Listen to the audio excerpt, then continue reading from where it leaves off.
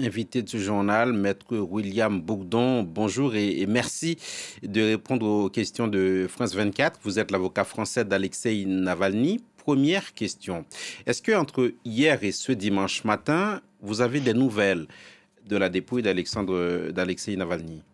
Non, moi je n'ai pas directement. Déjà, pour la famille et l'avocat sur place, pour la mère, après un périple incroyable, vous voyez bien les obstacles, les mensonges qui leur sont infligés. Donc je n'ai pas plus de nouvelles que vous. Par contre, tout ce stratagème, ce refus de remettre la dépouille au prétexte de devoir faire des nouveaux examens, accrédite l'hypothèse d'un empoisonnement et de la volonté des tueurs, et donc du pouvoir criminel à Moscou, de faire toutes les falsifications, les manipulations possibles pour effacer les traces de l'empoisonnement et tenter d'objectiver le fait que Alexis serait mort de mort non pas naturelle, mais d'un accident cardiaque par exemple, ou autre chose. Donc on est là, après les tortures infligées, les mauvais traitements à Alexis et une détention atroce, on vient rajouter du sadisme et de la manipulation dont la famille continue de payer le prix le plus lourd. Les autorités russes promettent une autopsie. À vous entendre, William Bourdon, vous n'en attendez pas grand-chose, pas la vérité en tout cas. Mais personne ne peut attendre la vérité des autorités russes aujourd'hui, qui sont passées maîtres dans l'art du mensonge et de la falsification. Ils l'ont démontré dans de multiples occasions. Les tueurs à la solde de Moscou ont aussi une obsession quand on agit pour le compte d'un État, c'est-à-dire effacer toutes les traces pour organiser son impunité. Personne ne croit un seul instant, et ne croira un seul instant, que les conclusions des médecins légistes auront quelque valeur que ce soit. Elles n'auront pas d'autre objet que de tenter de travestir la vérité et de dénaturer et d'effacer les traces du crime d'empoisonnement dont il est probable que Alexis a été victime.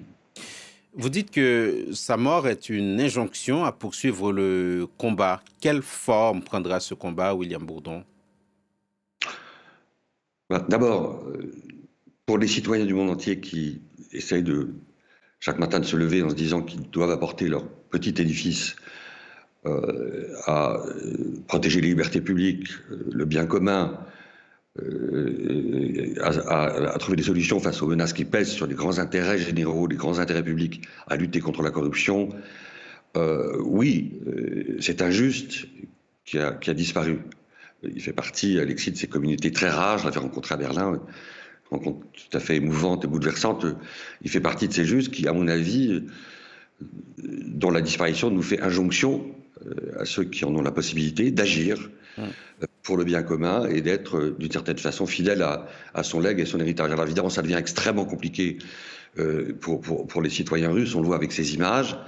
Le simple fait de venir poser un bouquet de fleurs vous expose à des arrestations extrêmement violentes, voire à des années de prison. Les marges aujourd'hui en Russie pour exprimer une forme d'opposition si discrète soit-elle, sont maintenant infinitésimales.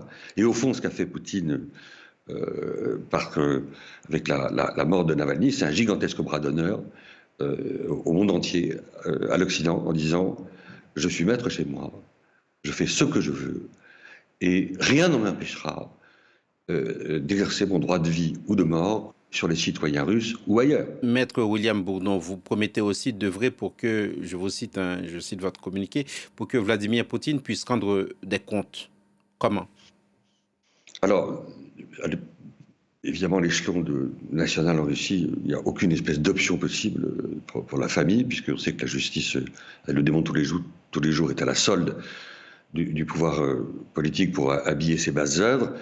Donc ça peut provenir qu'une juridiction internationale.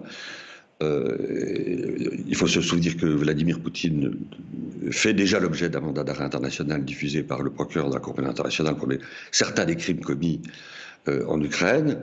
Il y a d'autres dossiers qui sont aujourd'hui qui s'empilent sur le bureau du procureur à La Haye. Et ce premier mandat d'arrêt international est sans doute le début d'une longue série d'enquêtes et d'autres mandats d'arrêt internationaux qui vont tomber sur Vladimir Poutine à un moment donné, qui en feront, il faut le souhaiter, un paria à l'échelon de la planète, même s'il continue évidemment à être accueilli à bras ouverts par quelques pays complaisants ou dont il achète le silence. Merci. Voilà. Merci beaucoup, Maître William Bourdon, d'avoir été avec nous sur France 24, avocat français d'Alexeï Navalny. Merci beaucoup.